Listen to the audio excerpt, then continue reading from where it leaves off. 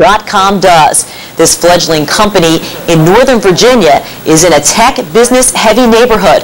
America Online is a mere hop, skip, and a jump away. MultiCity even occupies some of AOL's old offices. A good luck charm? Perhaps. MultiCity has managed to raise over $16 million in venture capital on the dreams of creator Alon Hanash and his brother Patrick. First business anchor Barton Eckert found that idea is a website. There's translation into 19 different languages. The idea behind MultiCity started when I was a young kid. I was born in the States, but I've lived around the world. I was born to a Lebanese father and a French mother. So the multicultural background has followed me for the past 30 years. I've been in boarding schools, and part of the idea of MultiCity started in boarding school. I've been involved with computers since I would say the late 70s, when the first computers came out. I remember I had a computer. It was a Radio Shack or a Tandy computer with 4K of memory. At the time I had 1K of memory, and people had never seen a computer, and I had a K of memory. It was like unbelievable for anybody to have that much memory in a computer. And I remember a story where my brother and I, we got the computer from the States, and we're sitting, and we saw some lines of code. So we start entering the lines of code, and after like 7 hours of entering code into the computer, nothing happened. So we're like, why isn't there anything happening? You know, something should happen. We spent 7 hours. So it turned out after like 3 days of trying to figure out what happened, we were supposed to run the program. My background started with biology. I wanted to do biomolecular research. So I actually have a BS in biology from American University. I work in biomolecular research at the National Institute of Health for about a year, until I decided, you know what? I'm going to go back into computers, because even while I was doing research, I was developing technology for them to help them, you know, improve their research methods. So you were bit by the bug. I was bit by the bug at, remember, age 8. So I went to Cornell University to do my master's. And over there, I was involved in a very, very interesting product called See You, See Me. And the idea behind See You, See Me was, it was the first internet-based video teleconferencing tool for the internet. And the idea is people from all over the world could see each other and talk to each other and chat with one another just through the internet. So it didn't cost anyone anything. At the time, the internet was still slow. We're talking 93, 94. And so the internet wasn't quite ready for this technology. But the power of seeing people come together, and you'd see people, you know, almost like dating. Alon Hanash headed to a job with Ernst & Young. Then he and his brother quit their jobs to build a global city. MultiCity.com reaching 70 countries in 19 languages. How did they get the venture capital? And what about revenue? We'll look at that tomorrow as our CEO close-up profile of Alon Hanash and MultiCity.com continues. Today's CEO Close-Up is brought to you by Off-Road Capital, where everyday millionaires are given access to private company deals. On the First Business Sports page, the NBA playoffs continue into the next round. Here's All News Channel's Wally Langfellow. Well, the NBA's most intense rivalry was renewed on Sunday as the Knicks and Heat opened up their Eastern Conference semifinal in Miami. Tim Hardaway back in the lineup off the foot injury, gets one of his assists right here, finding Alonzo Mourning. Zoe had 26. Miami led by 1 at the half. Patrick Ewing had 17 for the Knicks, but the Heat win Game 1, 87-83. At the Staples Center in L.A., the Lakers and Suns, Game 1 of the West Semis. Shaquille O'Neal, big game, 37 points, 14 rebounds. Kobe Bryant chipped in 25. Lakers roll 105-77. Hockey now, the San Jose Sharks postseason miracle run ran out of gas on Sunday. Game 5 against the Stars in Dallas Sunday night. First period, Joey Nieuwendyk opens the scoring here. That made it 1-0. Stars go on to the 4-1 victory. They win the series 4-1. They'll meet the Avalanche in the West Finals. Let's now check all of Sunday's scores.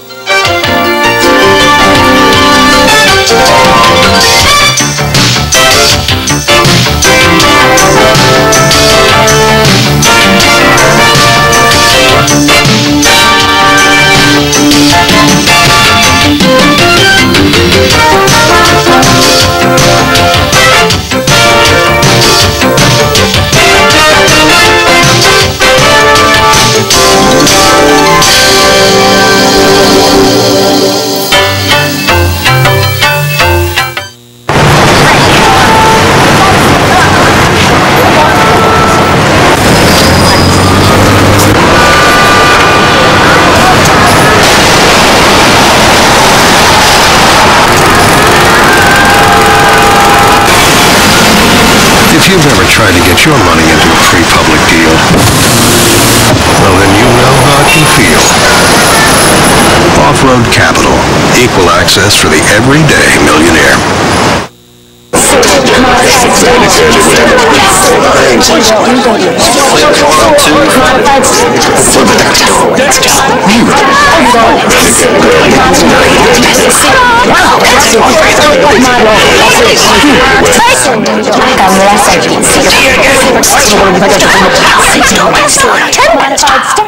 Loud and clear, clear and loud, loud and clear, clear and loud. 2/3 of your estate gone.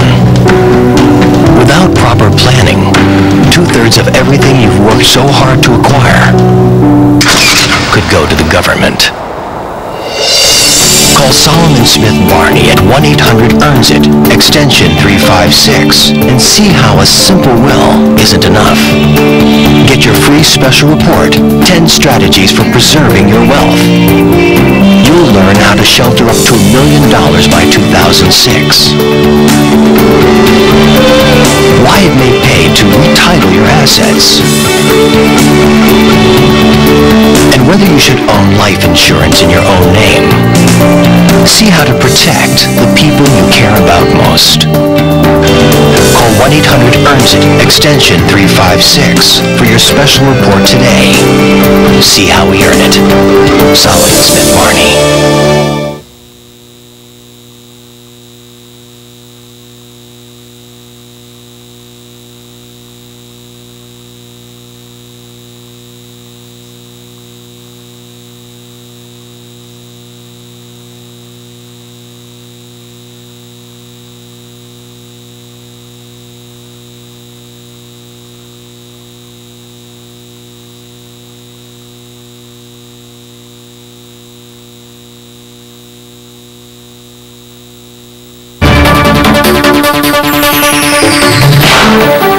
Taking a look now at today's business travel forecast for cities coast to coast.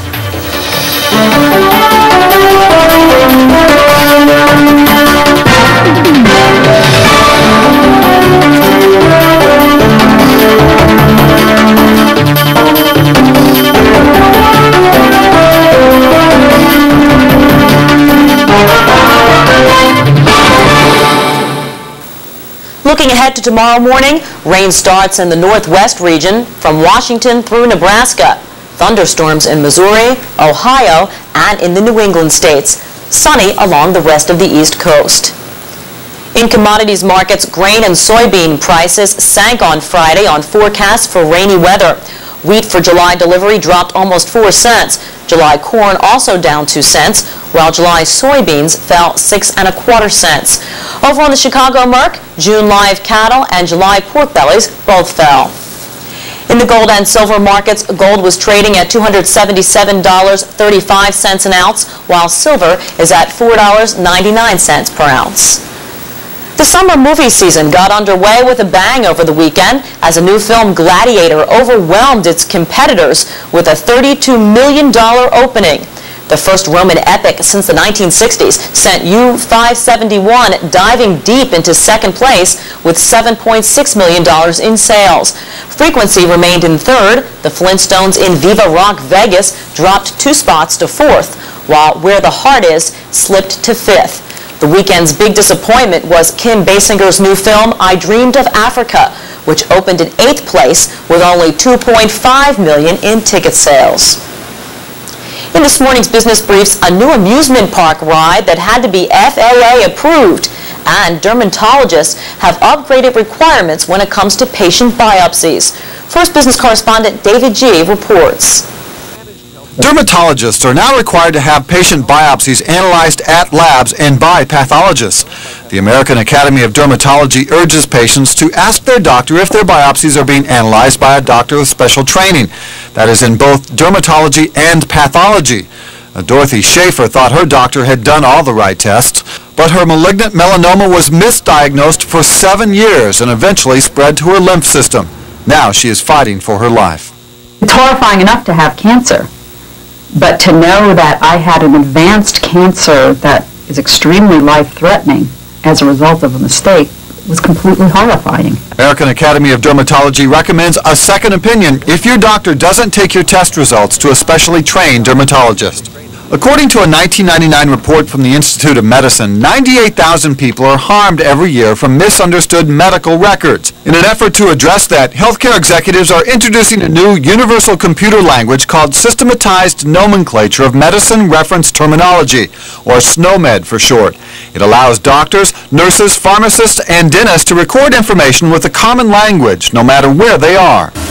And for all you thrill seekers, there's a new ride in town. It's the Power Tower. Valley Fair in Shakopee, Minnesota, just south of Minneapolis, introduced their new ride this weekend. It's a 3-tower structure. It takes riders slowly upward and then suddenly drops you down about 250 feet on a cushion of air. It's so tall, the theme park had to get permission from the FAA to build the ride because it's so close to an airport. David G., First Business. If you have a comment or question about any story appearing on First Business this morning, we'd like to hear from you. Just give us a call in Washington at 202-973-2080 or check us out on the internet at www.1stbusiness.com. And for all of us here on the First Business News Team, I'm Trish McShane in Washington. Thanks for joining us.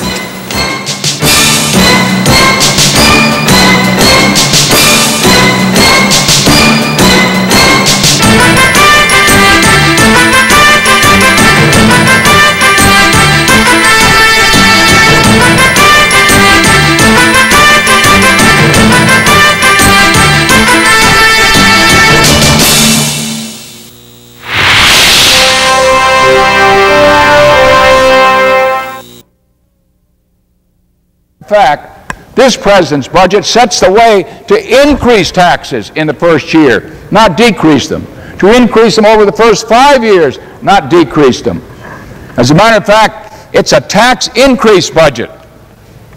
And we have to compete with that and try to get our business done, having to work with him in the appropriation process. And we have somebody coming down here telling us, well, Bush's budget doesn't fit in your budget.